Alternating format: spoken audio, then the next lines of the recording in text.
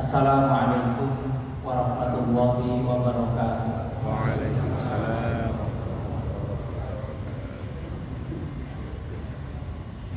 Alhamdulillahirabbil alamin wal aqibatu lil muttaqin wala udwana illa 'alal zalimin. Asyhadu an la ilaha illallah wahdahu la syarika lah wa asyhadu anna Muhammadan 'abduhu wa rasuluh. Allahumma salli wa sallim wa barik ala hadzal nabiyil karim nabiyina wa habibina wa qurrati a'yunina Muhammadin wa ala alihi wa ashabihi ajma'in. Amma ba'du. Segenap pengurus yayasan dan takmir Masjid Amirah beserta keluarga, para pengurus takmir, Bapak Ibu hadirin hadirat jamaah pengajian pada malam hari ini. Alhamdulillah, setelah sekian lama kita libur ya, maka dengan izin Allah kita bisa bertemu kembali dalam pengajian rutin ini. Mudah-mudahan Allah Subhanahu wa taala memberikan kesehatan dan kesempatan kepada kita semuanya. Amin ya rabbal alamin. Pada malam hari ini saya ingin melanjutkan apa yang sudah kita rutinkan sebelum libur, yaitu tafsir surat Yusuf. Dan pada malam hari ini kita akan mulai ayat 80, 81 dan 82 insyaallah.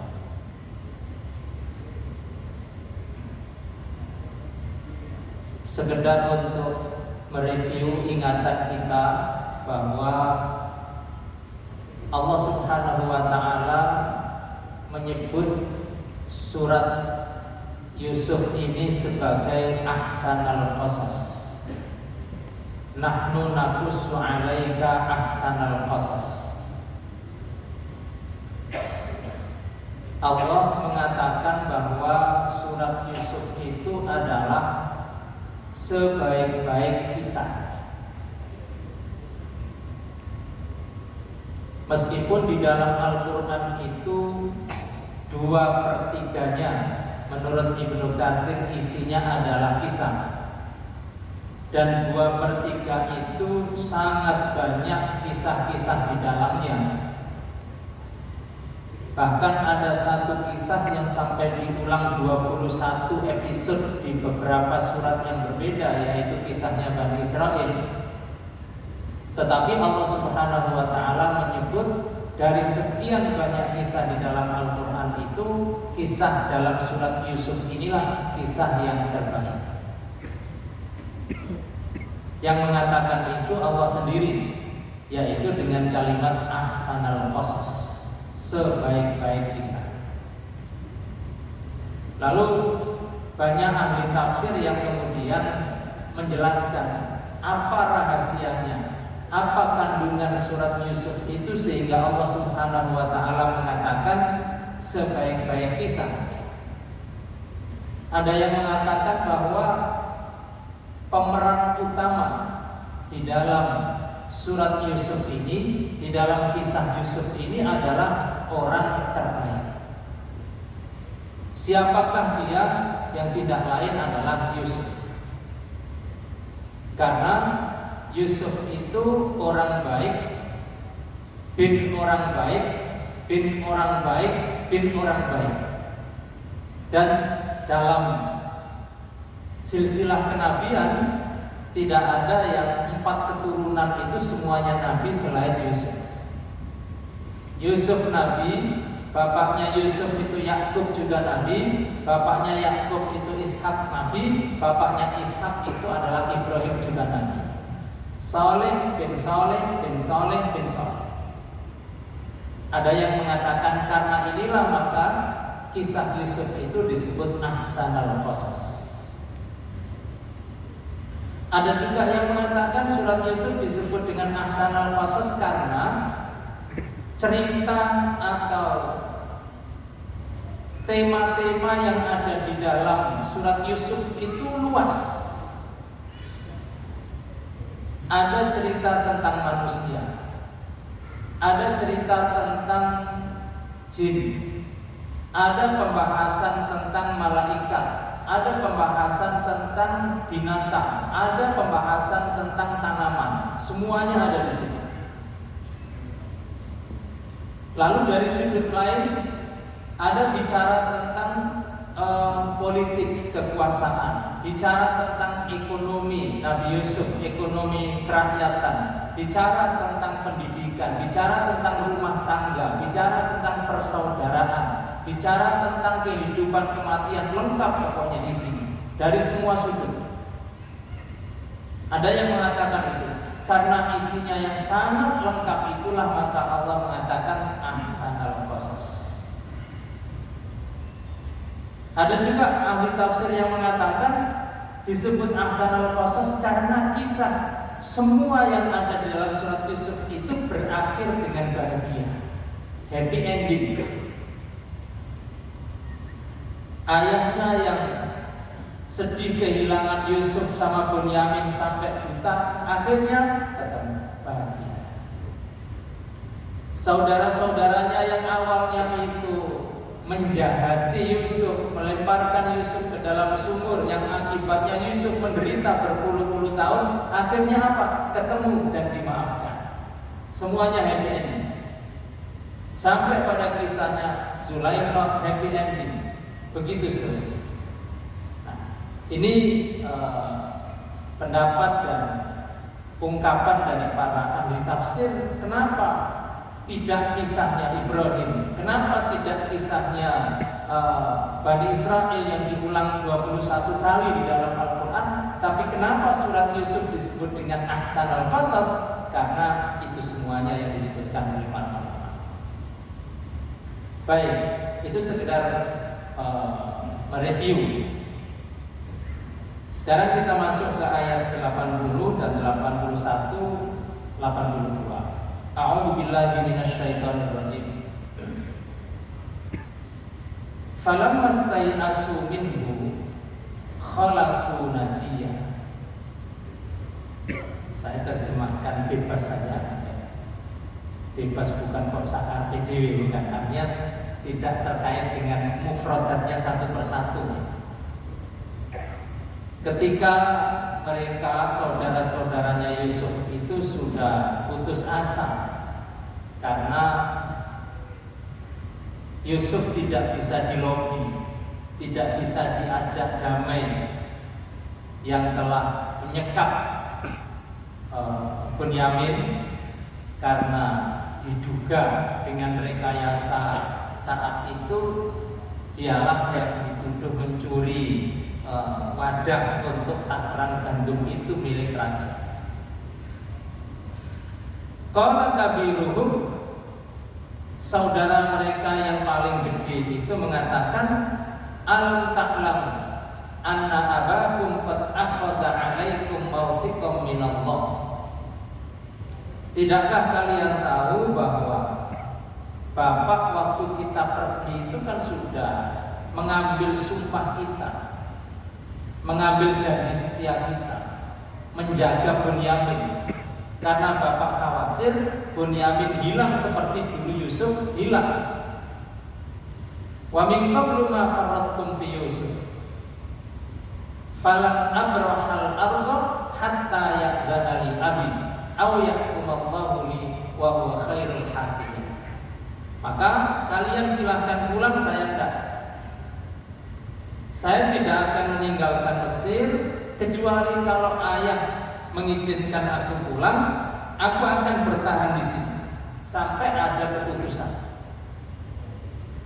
Irji'u ila abikum, kalian pulang saja ketemu abi. Faqulu ya abana inna ibnaka saraq wa ma syahidna. Sampaikan kepada ayah bahwa anakmu mencuri. Yang dimaksud adalah Bunyamin. Bunyamin dengan Yusuf itu saudara seibu, sementara saudara-saudara yang lain itu ibu yang lain. Wa ma syahidna illa bima alimna, kami tidak tahu kecuali ya apa yang kami tahu apa adanya.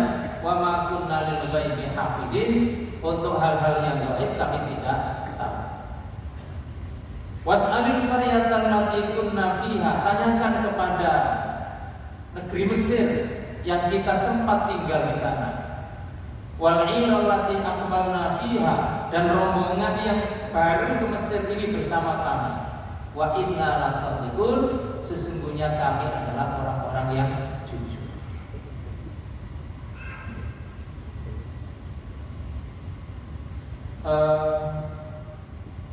Bapak, Ibu, dan jamaah sekalian,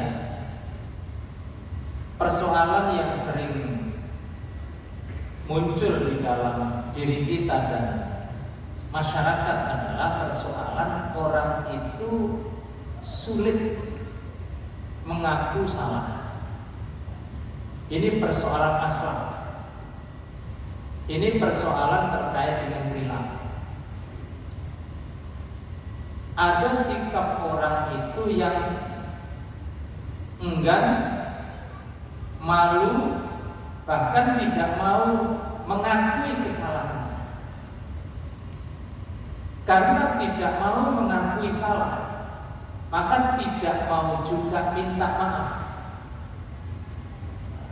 Selain tidak mau minta maaf, tidak juga kunjung segera bertaubat, karena tidak mengaku bersalah. Ini masalah. Nah, saudara-saudara Yusuf ini adalah ketika dulu mau memasukkan Yusuf ke dalam sumur, itu ada dua statement. Mereka mengatakan, uqtulu Yusuf, awitrahu, ada yang usul bunuh saja Yusuf, atau dibuang saja ardon, di tanah yang tidak ada penghuninya. Yakhlu wajhu abikum, dengan begitu cinta ayah itu akan murni kepada kalian. Dan selama ini cinta ayah itu direbut oleh Yusuf. Nah, sekarang kalau Yusuf sudah tidak ada, maka orang tua kita, ayah kita akan murni mencintai kita. Wa takunu min ba'dihi qauman shalihin. Dan setelah kalian menghilangkan, membunuh Yusuf, nanti kalian akan menjadi orang-orang yang saleh. Statement mereka ketika mau menghilangkan Yusuf itu ada dua. Yang pertama, orang cenderung tergiur untuk berbuat dosa, satu karena ingin mendapat simpati orang lain. Satu, ini tipu daya setan. Jadi ketika orang sudah ingin mengharapkan mendapat simpati dari orang lain, cenderung melakukan dosa. Yang kedua, orang menganggap bahwa dosa yang akan dilakukan itu dosa kecil dan setelah itu mudah tobat. Ini juga tipu daya setan ini. Ketika orang hidupnya itu hanya mencari simpati orang, lalu menganggap semua dosa itu enteng, saat itu dia masuk dalam perangkap setan. Itu yang pernah dilakukan oleh saudara-saudaranya Yusuf. Yakhlu lakum wajhu abikum wa takunu min ba'dihi qauman shalihin. Dan jangan sampai penyakit ini ada pada kita. Satu, hanya ingin mendapat simpati manusia, dan yang kedua, menganggap enteng perbuatan dosa. Itu bahaya. Dan itu perangkap setan. Orang yang seperti ini sulit minta maaf, tidak kunjung segera mau bertobat. Nah, makanya pada ayat 82 ini yang paling gede. Wa inna lasadiqun. Sungguh kami ini adalah orang yang jujur. Kenapa dia mengatakan jujur sampai inna? Inna itu huruf takkid, sungguh-sungguh. La itu juga lam takkid. Jadi sampai mengatakan sumpah 2 kali. Kenapa? Karena dia pernah bohong. Orang yang pernah bohong kemudian sekarang jujur harus nambahin omongannya dengan sumpah-sumpah. Jadi ini orang kakek sumpah biasanya bujukan. Saya setuju ini kan berarti. Orang yang tidak pernah berbohong, orang yang selalu jujur, begitu ngomong orang percaya. Tapi kalau orang itu biasa bohong, sering bohong, dia saat itu jujur harus ditambah dengan sumpah supaya dipercaya. Nah ini wa inna lasadiqun. Jadi persoalannya adalah kita ini kadang-kadang sulit mengaku salah. Karena sulit mengaku salah maka tidak kunjung meminta maaf, dan yang kedua tidak kunjung segera mau bertobat. Ada contoh bagaimana orang itu mengaku salah dan mau menerima konsekuensinya salah. Ini kisah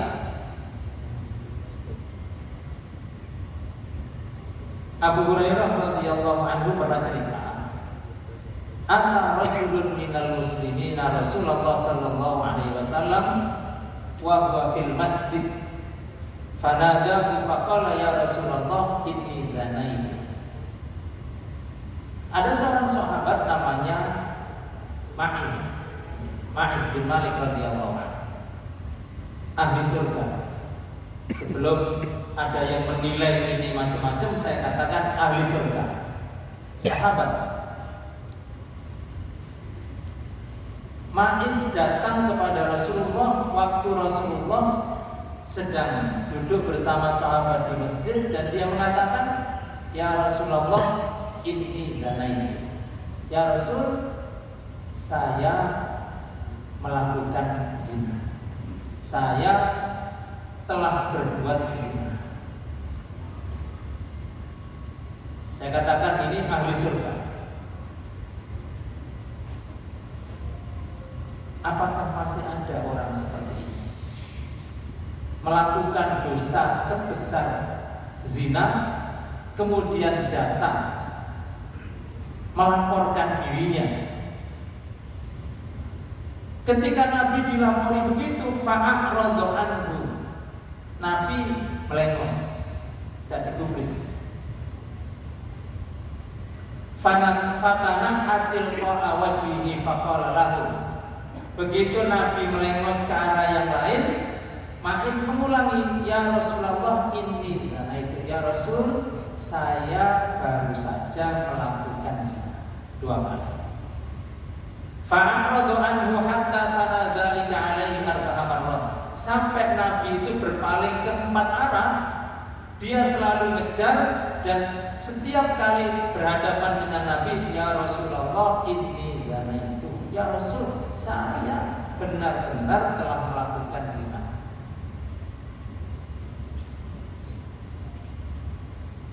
Kan bisa saja Nabi dilapori ke gubris, wis tepatan.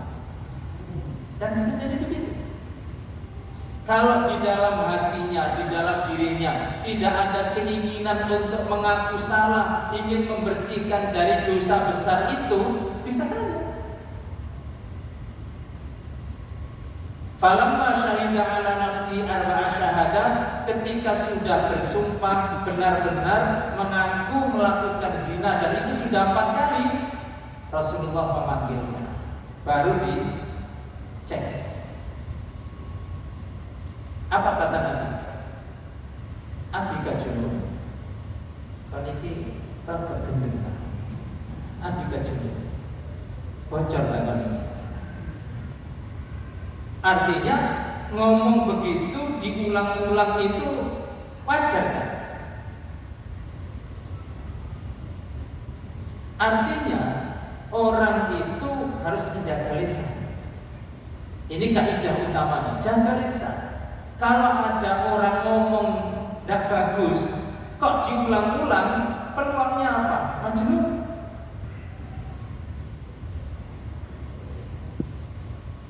Abi kajnun? Kalau lah, enggak. Artinya saya normal. Sudah ini barang pertama untuk menegakkan hukum. Kalau fahal aksanta, kan mesti tahu nikah dulu. Kalau pernah. Faqala Rasulullah SAW, idhabu bihi farjun. Datanya sudah lengkap, dia dalam keadaan sehat waktu melakukan perbuatan zina itu, dan dia sudah pernah menikah, maka hukumannya adalah rajam, dirajam. Karena dalam fikih Islam, ini dalam hukum Islam, hukuman zina itu ada dua macam. Kalau dia itu belum pernah menikah, maka hukumannya dicambuk 100 kali, kemudian di penjara atau dibui minimal 1 tahun. Jaldu mi'atin wa taghribu'an. Tapi kalau sudah pernah menikah dengan nikah yang sah, maka beda. Sudah pernah nikah kok masih juga melakukan zina, dirajam. Dirajam itu dikubur setengah badan, dilempari sampai meninggal. Terus bunyi kejam. Ya iya kejam, tapi kan adil. Dan menyelesaikan masalah daripada yang tidak melaksanakan hukum tapi masalahnya searat-arat. Dikasih tawaran hukum tidak mau, mencari solusi yang lain tapi tidak selesai masalahnya. Idhabu bihi wis nang kawan farjumu dan dirajam. Selesai. Ini betapa orang mukmin yang melakukan dosa besar sekalipun itu dengan mudahnya mengaku bersalah, minta petunjuk apa yang harus saya lakukan, ini hukumannya selesai.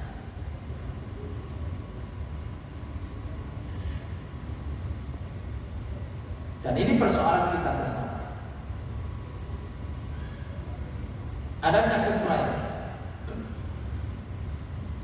Kalau ini kasus pelanggaran berat, ini juga berat tapi kasusnya lain. Abu Hurairah cerita, Bainama nahnu julusun inda Rasulillah sallallahu alaihi wasallam idh ja'ahu rajulun faqala ya Rasulullah halaktu. Saat Nabi santai di masjid bersama para sahabat, tiba-tiba datang orang, ya Rasulullah halaktu. Ya Rasul, apa yang halaktu? Rusak bulan ini, rusak yes. Cara lamongan es kerja bulan ini. Tapi menilai dirinya bukan orang lain. Halaktu, ya Rasul, saya sudah rusak. Nabi tanya, malah kenapa kau bilang dirimu halaka? Kenapa kau bilang dirimu rusak? Lampu kau ini. Kalau waktu alam rohati wa nasohim, ternyata ini bulan Ramadan. Waktu alam rohati wa nasohim, saya berhubungan dengan istri saya, padahal ini bulan Ramadan, siang hari. Ya iya benar itu. Ini dosa besar. Karena yang namanya siam itu adalah al-imsaku anit ta'ami wasyarabi wal wat'i min tulu'il fajri ila ghurubi syamsi biniyatil ibadah, berarti melanggar apa yang menjadi hakikatnya puasa Ramadan.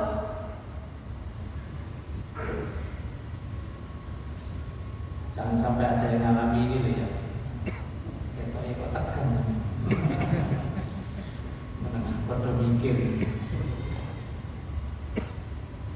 Waqa'tu 'ala imraati wa ana sha'im. Saya berhubungan dengan istri saya siang hari pada waktu bulan Ramadan kami puasa.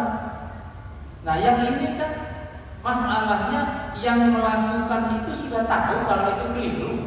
Nabi tidak perlu ngecek lagi. Faqala Rasulullah sallallahu alaihi wasallam, tinggal hukumannya apa? Hal tajidu raqabatan tuqtiquha? Apakah kamu mampu membeli, memerdekakan budak? Karena memang itu dosanya, dendanya ada itqu raqabah, memerdekakan budak.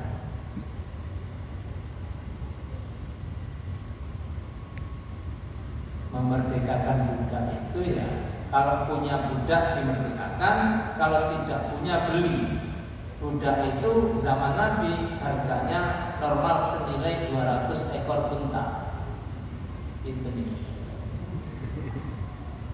Unta berapa? Yes. 20 juta kalikan 40 juta kalikan 200 gitu ya. Makanya yang harus ini dipikir nih, berat.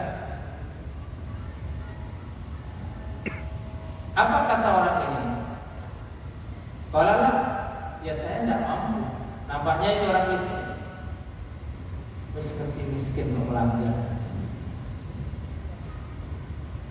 Kalau alternatif sanksi kedua, denda kedua, fahal tastati'u an tasuma syahraini mutatabi'ain. Kalau memerdekakan budak kamu tidak mampu. Yang kedua apa? Kamu mau enggak? Siap enggak? Puasa syahraini 2 bulan mutatabi'aini, berturut-turut hari pertama sampai hari ke-60. Enggak boleh bolong. Kalau enggak, Allah ya Rasul. Lah sakulan mawon kula kebobolan wis ora bulan tambah. Tambah apa?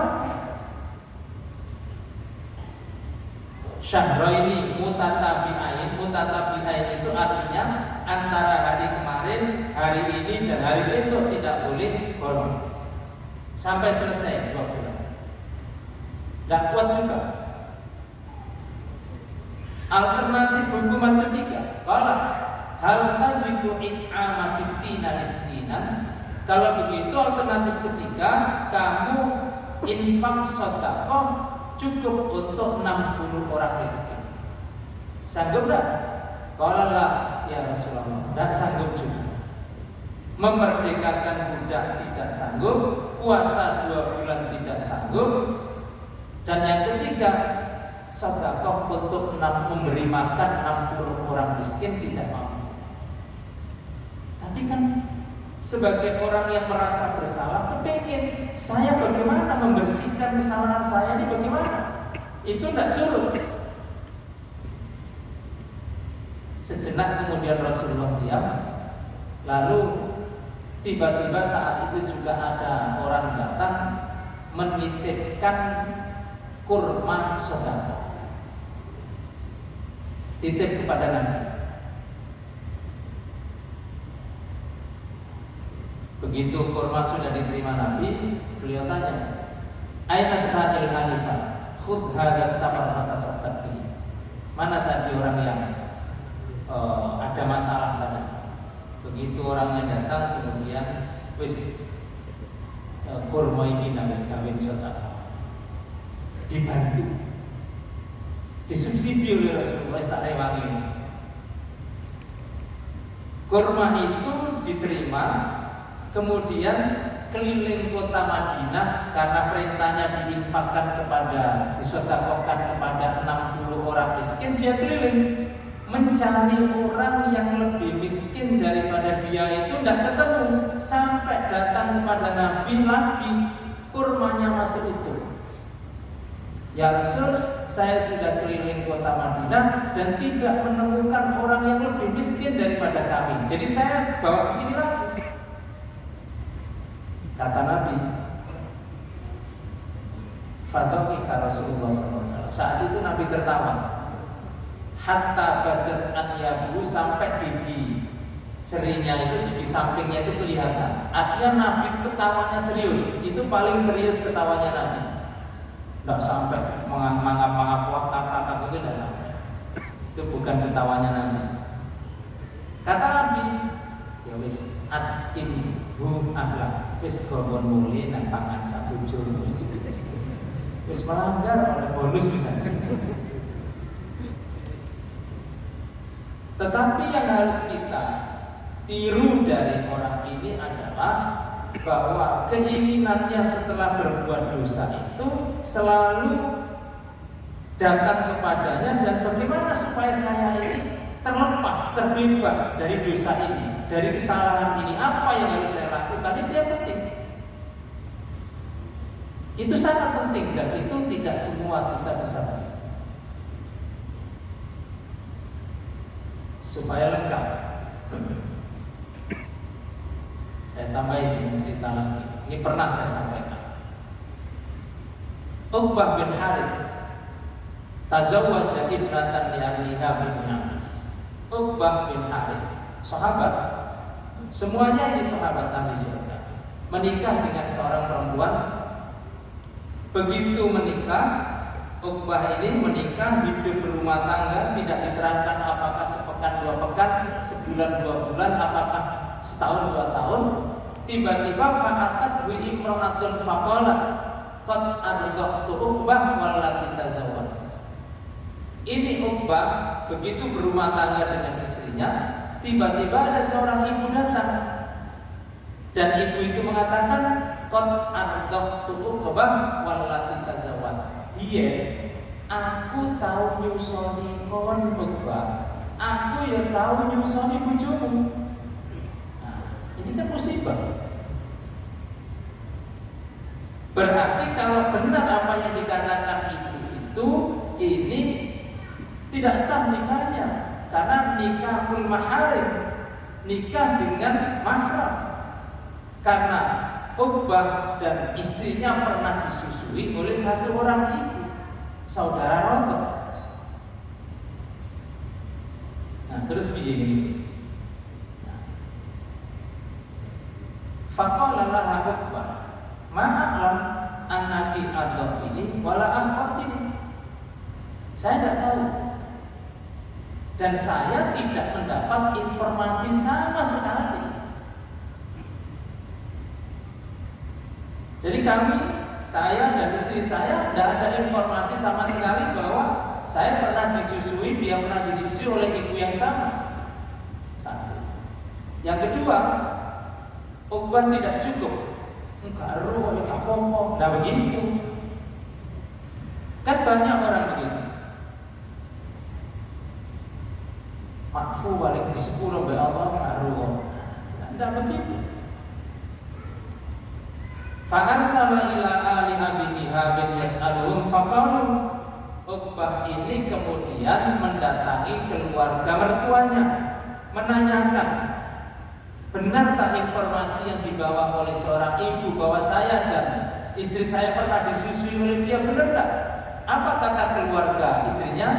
Ma'alimna arda'at sahibatan. Kami juga tidak tahu. Ini juga musibah yang kedua. Kok bisa ada satu keluarga punya anak, anaknya disusui orang lain kok garu? Karena ini penting. Ini terkait dengan hubungan mahram atau tidak. Ini terkait dengan perwalian nanti kalau menikah. Ini terkait dengan warisnya juga. Jadi hal-hal semacam ini, khususnya ibu-ibu, tidak boleh dianggap ringan. Kok bisa ada keluarga punya anak perempuan disusui orang lain, kok gak ngerti?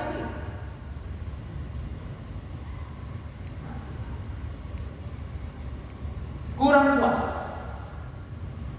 Faraqiba ila Nabi sallallahu alaihi wasallam bil Madinah. Ini dari Mekah. Tidak ada jawaban yang pasti di Mekah, dia berangkat ke Madinah. Pengen ketemu Nabi dan menanyakan persoalan ini.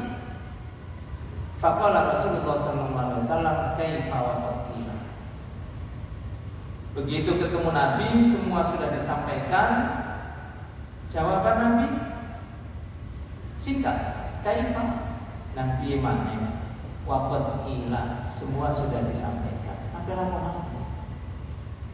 Sudah ada orang yang memberitahu bahwa kamu dan istrimu pernah disusui. Sudah. Setelah itu kemudian pernikahan ini fasakh. Lepas demi hukum.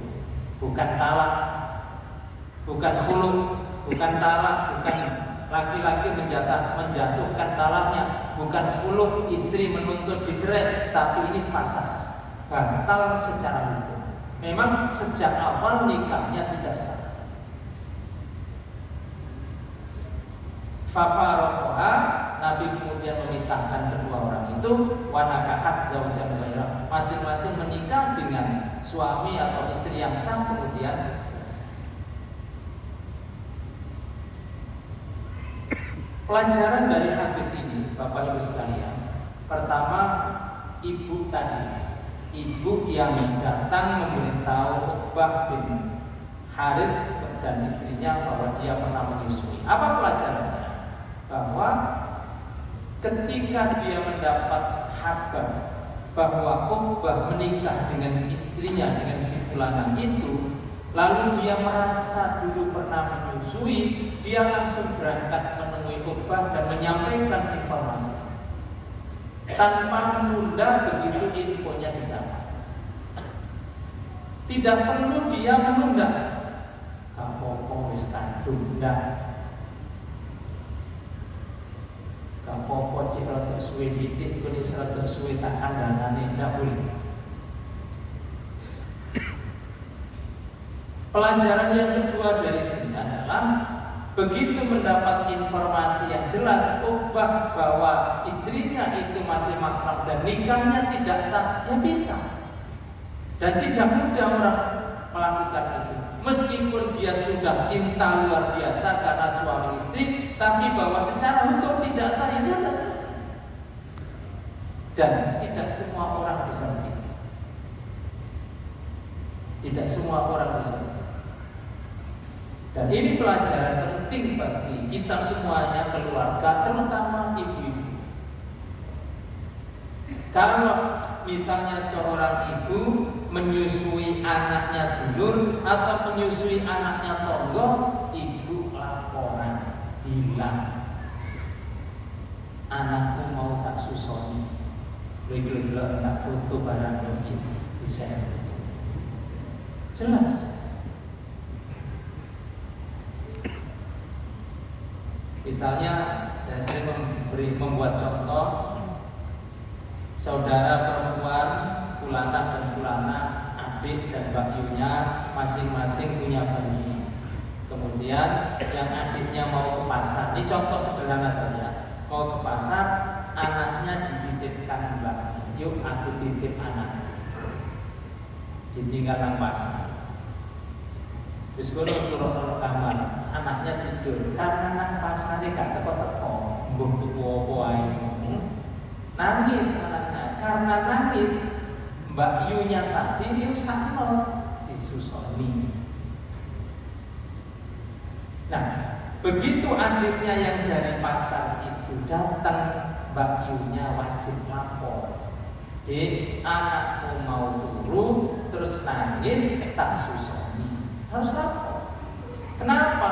Karena nanti gara-gara disusoni oleh Mbak Yu itu, anaknya adik dan anaknya Mbak yang asalnya saudara sepupu itu bukan mahram menjadi mahram. Yang asalnya boleh menikah menjadi haram menikah. Ini yang penting. Ini penting. Tidak boleh dianggap sederhana. Karena itu para jemaah, Bapak, Ibu dan saudara-saudara sekalian, persoalan-persoalan kita adalah bagaimana kita ini bisa siapapun kita bisa salah. Tetapi yang terpenting adalah jangan putus asa ketika kita berdosa. Jangan merasa bahwa dosaku akeh, Allah gak kira nyepuro dosaku. Jangan. La tayasu Jangan pernah putus asa terhadap rahmat Allah. Sebesar apapun dosa yang dilakukan oleh seorang hamba, apabila dia bertaubat taubatan nasuha, yakinlah bahwa Allah Subhanahu wa taala mengampuni. Tetapi jangan sampai karena kita percaya dengan rahman dan rahimnya Allah, kemudian terbalik.